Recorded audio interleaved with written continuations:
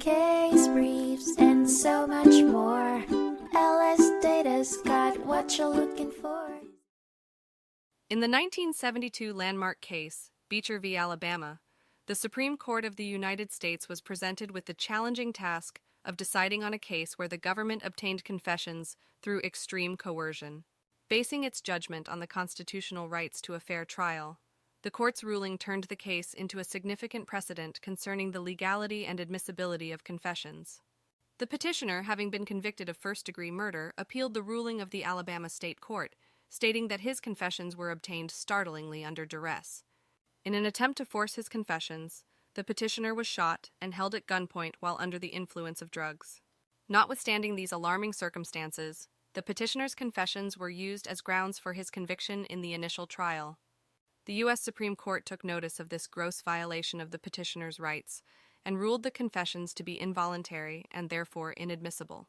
Despite this, a startling turn of events saw the reindictment and retrial of the petitioner. Another confession, this time given orally under the influence of morphine, was introduced and contested in court.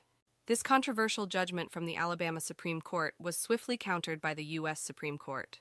It argued that the oral confession was intricately linked with the previous confessions, a stream of events characterized by coercion. Hence, it was ruled involuntary and inadmissible. Ultimately, the U.S. Supreme Court decided that any conviction anchored on involuntary confessions was an unmistakable violation of the 14th Amendment's Due Process Clause.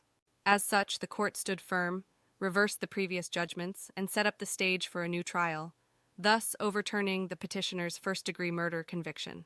The case therefore drew serious attention to the role of coercion in obtaining confession and the consequential impact on the fairness of trials. Case briefs, and so much more. LSData's got what you're looking for. Visit lsd.law, elevate your mind. Leave the stress of class.